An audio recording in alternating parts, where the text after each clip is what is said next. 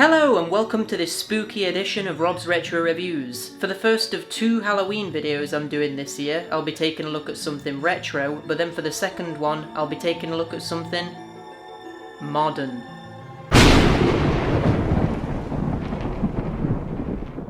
But for now, I'll be staying in my element and reviewing a PS1 game. You already know what it is because you've seen the title of the video, so enough rambling, and let's get started on MediEvil. Not only does it make sense to be reviewing MediEvil now because it's spooky month, but it also makes sense because it's the game's 20th anniversary this year. That's just crazy. I mean, I'm not that much older than this game. But not only that, there's also been a bit of a revived interest in the series after it was announced at the 2017 PlayStation Experience event that it will be getting a remake on the PS4. You can damn well bet I'm excited for that, and I'll definitely be giving it a review when it's out too. But literally no information has been given about the remake since its announcement, and at this point it's almost been an entire year since then. While that's disappointing, I just hope that means the developers are going to drop a huge reveal at some point soon, and with all the time they've had to fine-tune everything, I'm sure the final product will be worth the wait. Interestingly, this won't mark the first time the game has been remade either. There was actually a remake of the first MediEvil game released on the PSP called MediEvil Resurrection, and from what I remember, it was a really good remake, fleshing out story details, updating the graphics, and adding brand new minigames and side quests. But it's been an extremely long time since I played that because PSP UMDs are crap, and mine broke, leaving me MediEvil-less on the PSP. Anyway, this isn't about the remakes, this is about the OG MediEvil on PS1, so let's dive in and take a look. The first thing we're greeted with is a nice little cutscene which starts with a narration telling us about a war fought in the land of Gallowmere between the king and his knights and an evil sorcerer named Zarok. One of these knights was the king's right-hand man, a hero called Sir Daniel Fortesque who led the charge against Zarok and defeated him, along with many of Zarok's demon army. Dan was unfortunately mortally wounded from the battle though, and died soon after his victory. But his name went down in history and is remembered as a great hero of Gallowmere. We're then shown an FMV cutscene which shows the present day, 100 years after the war previously mentioned. Zarok is somehow still alive and returns to Gallowmere and uses a new spell which raises the dead, possesses the living, and causes all other manner of trouble. Luckily for the people of Gallowmere, Zarok didn't count on the fact that he also raises Dan back from the dead, and this is where the game begins. Straight after awakening from his slumber, Dan is mocked by the gargoyles in his crypt for being a loser and dying from the first arrow shot in the war against Zarok. We learn that Dan isn't actually a hero and that the history books lied. In fact, the great Sir Daniel Fortesque is a bit of an idiot and not only was the first casualty of the war, but also took an arrow to the eye, leaving his reanimated corpse with only one eyeball. So Dan sets out to defeat Zarok for real this time and prove himself to the people that doubt him and finally earn his place in the history books as a real hero. I love this story and how it's put across to us. We aren't told instantly that the whole initial plot setup is a complete lie, and we have to piece the whole bigger picture together ourselves, and I just really like how this isn't a story of a good guy stopping a bad guy just because he's good and that's that. It's more personal for Dan. He isn't really stopping Zarok for anyone but himself. He really just wants to prove that he's just as brave as the Sir Daniel Fortesque from the history books and show everyone what he's really capable of. It's not really about actually stopping Zarok to save Gallowmere for him, and I find his character to be more engaging because of this. Straight away you can tell that this is a first-party Sony title. It's got really high production value in things like the voice acting and FMV quality. But then there's also more minor things like how the main menu has its own in-engine cutscene which swoops through a graveyard to set the tone for the rest of the game. It's good stuff, and I have to say, first impressions are really good. So what is MediEvil? It's kind of a mix of things, to be honest. It has very minor elements of an RPG, it's part hack and slash, it's part platformer, and it's also part puzzle game. So I suppose the easiest way of summing up what it is to just say it's an action-adventure game. But I never like to label games as that genre because it's so vague, but here, it's really the only way of summing it up. The basic structure of the game is that you start a level and have to make your way to the end. Duh. In your way though will be a variety of enemies which can be defeated to fill up a chalice meter. When you fill this up to 100%, a physical chalice will become solid somewhere in the level and you'll need to collect it to enter a post-level area called the Hall of Heroes, where you'll be given a reward for completing this optional objective. And really, that's what the core experience of MediEvil is. There's not really any other vital collectibles and every level follows this structure. But what you actually do in each level can be very varied. A lot of the levels aren't just linear paths, but have you come up to forks in the road where there'll be a locked door which you need to find a rune to open. Later in the game you'll not only be coming against one fork in the road, but maybe 2 or 3 at a time, and you'll need to backtrack and thoroughly explore to make sure you've got all of the key items you need to progress. While this might sound daunting and like a bit of a maze, it's actually laid out in a way that's never overwhelming. You hardly ever have more than one key item at a time, and there's really only one way you can actually go at a time. So even though the world feels non-linear and open, when you break it down it is actually quite easy to navigate, but still feels rewarding to explore and finally open that locked area you came across earlier. As well as this, you've also got some levels which are more puzzle-like in the design, so probably the best examples of this are the levels the Sleeping Village and the Asylum Grounds. In the Sleeping Village you'll have to go on this big fetch quest where ultimately you need to find an important story-related item called the Shadow Artifact. But in order to do this you need to go through this whole process of finding a furnace, then finding a template and a bust so that you can smelt something in the furnace. Then after doing this you gain a crucifix which is used to open a secret area in the church which gives you a safe key. And then you need to find the actual safe and open it to finally get the Shadow Artifact. But you aren't straight up told how to do any of this and you have to work it out for yourself.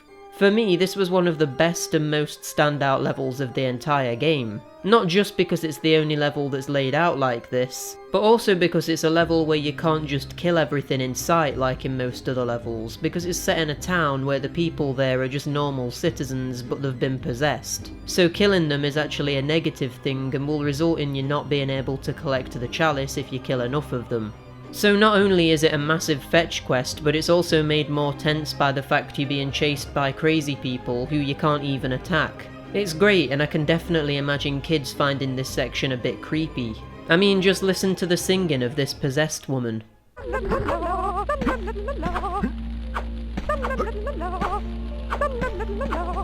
I mean, honestly, you tell me that that's not the scariest thing you've ever seen. The Asylum Grounds is another standout level because it features a character called Jack of Greens who gives you riddles to answer by interacting with certain elements of the environment found within this big maze. While it's not quite as good as the Sleeping Village, it's still interesting and left me scratching my head a little bit until I had that "oh, that's what you're supposed to do" moment. You also have the level inside the asylum where it's completely about combat. This level stands out because it's basically a wave defense arena where it's just you and a ton of enemies and obstacles and you fight to the death. There's no other level which is entirely devoted to combat like this, so it made for a good gimmick for a one-off level. I would have actually liked to see another level like this later on in the game, but with more difficult enemies because I liked this idea so much. Then there's levels like the Ant Caves and Pools of the Dead, where you need to find a number of items which are scattered through the level. So these are more maze-like in the design, but instead of having locked doors, it's completely open, letting you get a bit lost while trying to find the last of whatever item it is you're looking for.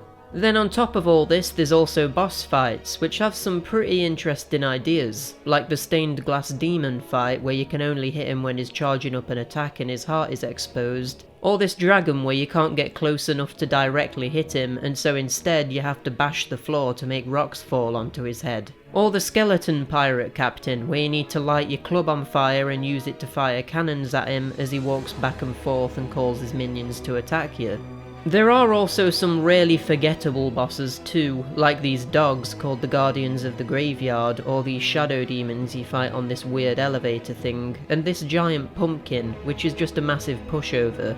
But the good thing about this is that none of the bosses are frustrating, and even when they're forgettable, it doesn't really matter because they're always a part of a normal level, so it's not like they're the focus. Really, I think the biggest positive about the whole game is how it kept me hooked for the entire thing by being varied, but also managed to have this variety without changing the core structure of the game a single time. So let's compare this to Crash Bandicoot 3, another game with loads of variety, but in that game the variety is achieved through vehicle levels which completely change the gameplay style, whereas in MediEvil it has variety but keeps the same core structure and overall objective in every single one of its levels. I think that's pretty impressive, to be honest. One massive aspect of the game I'm a little bit conflicted with is the combat. On the one hand, I really enjoyed it and I wanted to see it be more of a focus, but on the other hand, I actually didn't like it very much. Let me explain. So throughout the game you collect loads of different weapons, from melee weapons like swords, hammers, axes and even some magic spells, to ranged weapons like a crossbow, longbow and throwing knives, and this creates a feeling that you're supposed to be utilising all of these different weapons to defeat your enemies, right?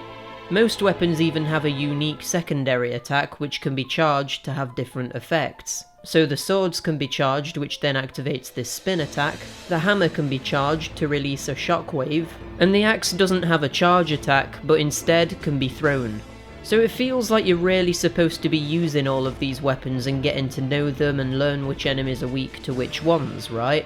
But the thing is, the combat is actually extremely clunky, and for the vast majority of the game, I found myself just walking into enemies mashing the standard attack button, basically just tanking my way through everything. And it worked. You can literally do that for the whole game and it works every single time. So why would I use all of these different weapons and abilities if I know that the quickest, easiest and least clunky way of doing it is to just tank and spam? It's disappointing because there's so many different weapons in this game, but because there's no lock-on function and the hitboxes are sometimes really off, it never feels like you should be using anything other than the swords. The enemy design really doesn't help with this either. Pretty much every single enemy in the whole game is fundamentally exactly the same. Sure, they look visually different, but they all attack you and can be defeated in the same way, and just have higher amounts of health and attack power the more you progress through the game. If there had been more enemies that were weak to a particular attack style, I would have been swapping my weapons a lot more and the combat would have felt a lot more tactical and engaging. But as it is, I just felt like it was a bit of a mediocre distraction from the exploration and puzzle solving a lot of the time. I mean, don't get me wrong, there are some enemies which make you switch things up, like the imps that ride these big robots which have to be attacked from behind with a ranged weapon, or these heavy armoured enemies which have to be knocked into the swamp to be killed. But these types of enemies are very few and far between. This is an aspect of the upcoming remake that I expect will be made a lot better. If the combat felt uncontrolled more like a 3D Zelda game, for example, I feel like the overall experience would be much better. Another aspect of MediEvil that's a bit clunky is the camera. There was loads of times where I rotated the camera to backtrack through a level, but then I couldn't swing it back around to face the correct way once I had finished backtracking. The reason for this is because the camera clashes with the game's environments rather than going through them or over them. And as far as I'm aware, there's no way of snapping the camera behind Dan either. So sometimes I was left just not being able to see where I was walking. I'll be honest, this isn't really the biggest problem in the world. It never happens for very long and you can always eventually move it to where you want it to be.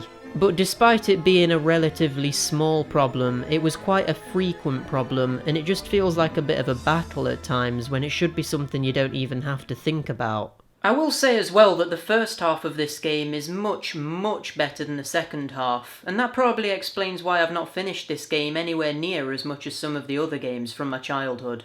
The first half of the game has this sense of mystery to it, where to begin with you're doing levels in a linear order, but then it suddenly breaks into being non-linear and you have a selection of levels to choose from. This isn't really anything special, but what is interesting about this is that you'll find some items in one of the levels that does something in a completely different level that could be way later down the particular set of levels you started, or could be down a totally different branch of levels that you haven't even attempted yet. So you're left constantly wondering what the item you've had in your inventory for ages does, and it makes you want to keep playing. Later in the game though, the branching levels stop and there's just a linear level by level structure to follow. Which obviously makes sense, because otherwise you would be constantly coming to dead ends in levels and it would get frustrating. But I just feel like the game somewhat loses this sense of freedom and intrigue you get by having this branch-like level structure that's at the beginning of the game. As well as this though, I feel like some of the later levels just outright aren't as interesting as the earlier levels. For example, the Crystal Caves and the Gallows Gauntlet don't really have anything unique about them, and feel like they could have been way earlier in the game because of how simple they are and how they don't really have any unique gimmicks or anything fresh to bring to the table. Maybe this is me just being nitpicky, I'm not sure, but I did feel the pace get a little bit slower towards the end. Not to the point of it making me want to stop playing, but I think maybe a couple of levels needed either cutting or enhancing in some way a little bit. Something else that's slightly annoying actually is how sometimes you'll go to the Hall of Heroes after having gone through the optional quest of getting the chalice, and you'll be given something absolutely rubbish, like just some treasure or health, whereas sometimes you'll be given something that feels awesome, like a new weapon or a shield. This just feels a little bit unbalanced and always disappointed me to have gone through a whole level killing everything and seeking out the secret chalice, only to just get some health or money, which I already had a ton of. Anyway, after all of that, let's go back to talking about what the game does right. The sound design is really good, from the noises the different enemies make to the metallic sounds the weapons clashing with the walls makes, the fleshy noise that happens when you hit an enemy, it's all top notch. The voice acting is also incredible, perhaps some of the best on the PS1 actually. The whole game is a sort of parody of medieval folklore and mythology, so the voice acting reflects this, being very English and actually being very representative of different accents. But they use the different voices and accents to throw you off because you aren't expecting them to come out of certain characters. Like this knight who's in the Hall of Heroes and is one of the last people you talk to, and has been built up to be this great warrior through books you read in the game, and when you finally talk to him, he sounds like this. What? Daniel, man, you can't go into battle against an army of undead without a magic sword. Here, take mine. You'll never have to sharpen another blade, or my name's not Dirk Steadfast. It's not enough just to have a magic shield, you know, no matter what that soft ticky stern card says. You just aren't expecting it because you think it's going to follow the stereotype of having this really manly, well-spoken voice that this type of character has in every other piece of media. But it plays with that and throws you off, and the game definitely got a chuckle out of me quite often by doing things like this. The dialogue itself is incredibly funny and well written too, and you can 100% tell the developers are English just through the phrases that some characters use. Take a look at some of my favourite examples. Greetings, kind sir. I am the Pumpkin Witch. I'm like a mother to those pumpkins. I give them all the love and care a young fruit could ever ask for. By heck, am I glad to see you. That Zarek tried to force me to hand over the shadow artifact. He means to release the demons. Who dares to enter my lair and wake me from my slumber? Aha! Prepare yourself, little man. I shall roast the flesh from your bones. The music is really good too, sounding eerie and ambient when it needs to build atmosphere, and then being epic and grand with its booming classical score when it needs to be more upbeat and heroic. It's really good, and not a traditional sounding soundtrack either, which I appreciate. I tell you what, another thing I like is how the game doesn't use a conventional life system, and instead of you getting a 1-up, you instead can find 9 life bottles either hidden in levels or by visiting the Hall of Heroes, and if you lose all of your health or fall into a pit, it will use one of these bottles to bring you back to life. In order to then refill these life bottles, you'll need to find a health fountain, which is also how you refill your actual health meter too. These fountains will eventually run dry though, so you'll have to use them sparingly. I mean, it's not that much different to a conventional life system really, but I like it because getting a life bottle feels a lot more rewarding because it's a permanent thing. Whereas 1-ups in games always feel a bit unsatisfying by comparison.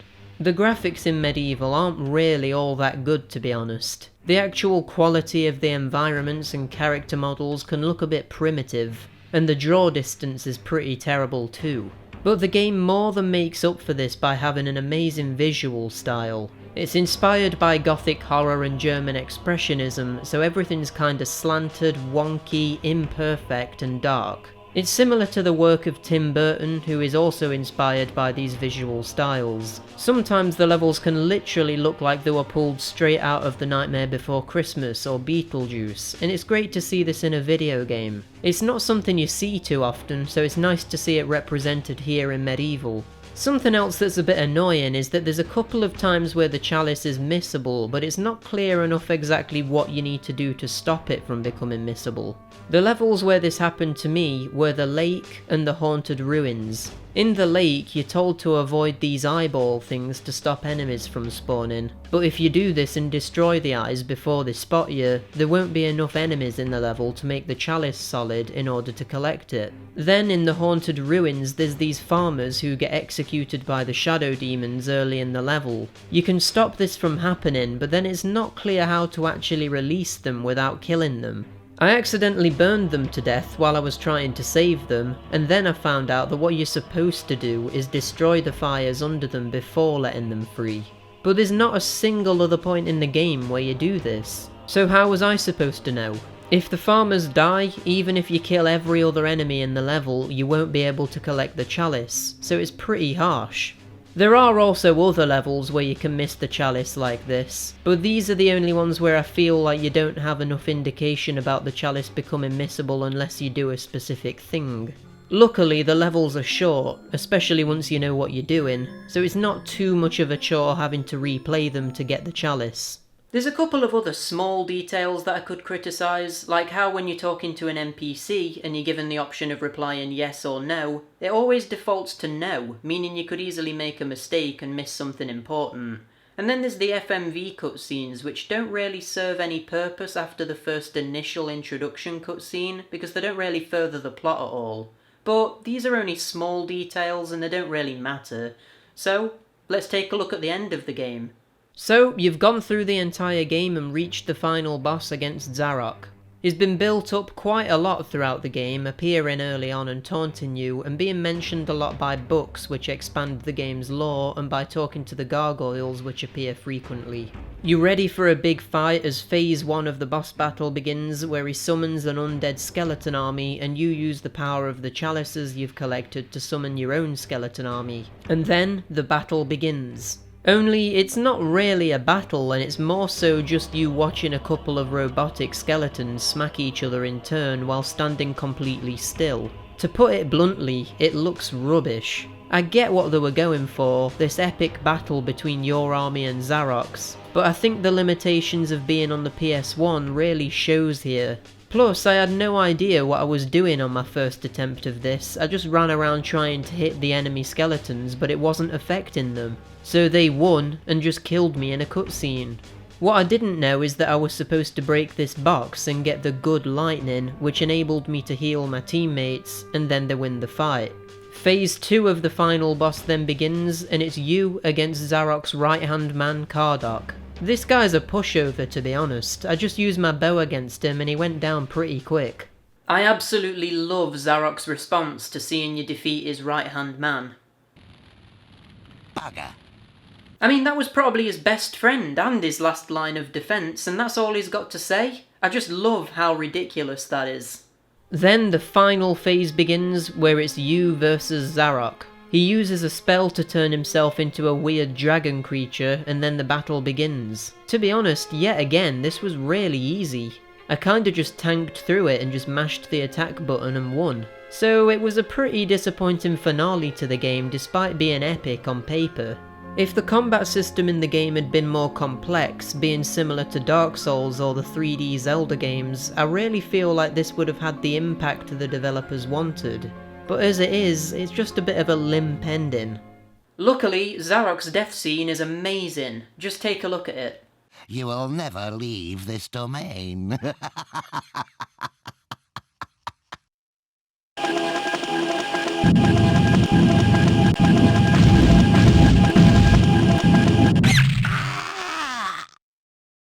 So, even though the fight itself is rubbish, at least we've got that. There's two endings for the game, one given if you don't have all of the chalices, and the other for if you went to the trouble of collecting all of them. Being a completionist, I got every chalice and got the good ending, where Dan's spirit enters the Hall of Heroes after returning to his crypt where he dies for the second time after defeating Zarok and reversing the effects of his spell. Dan then does loads of flips across the table and sits on the chair at the end like a complete badass, and all of the other heroes who doubted him cheer in celebration of his victory against Zarok. It's a nice ending, and really, it's the perfect way of tying everything up. So, that's MediEvil. It's really good and kept me hooked all the way through just because of how varied it is and how almost every level has some kind of standout moment which makes you want to keep playing to see what happens next.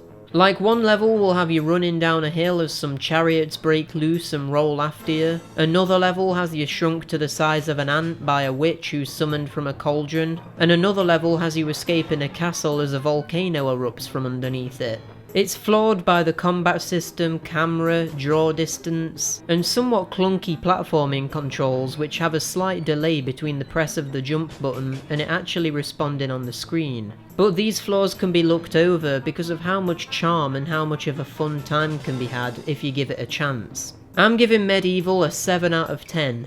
It's quirky, it's funny, it gives you a good sense of progression and satisfaction by rewarding you constantly, having you visit the Hall of Heroes and finding loads of hidden weapons and treasure by exploring the levels, and you'll find yourself enjoying each of its levels for a different reason, which makes them all stand out individually, especially in the first half of the game. I really enjoyed it, and I would definitely recommend it if you can look past some of the more dated aspects of it. Let's hope it gets put on the recently announced PS1 Classic, and let's hope even more that we hear something about the PS4 remake soon. Well, that's the first of 2 Halloween reviews done. Next time I'll be taking a look at the single scariest game I've ever played, so excuse me while I mentally prepare myself for that. Wish me luck. Thanks for watching my review. If you enjoyed it, give it a like and subscribe for more reviews coming soon. What would you like to see from the remake of MediEvil? I think for me I just want a more in-depth and tactical combat system. But let me know what you think in the comments, and until next time, bye!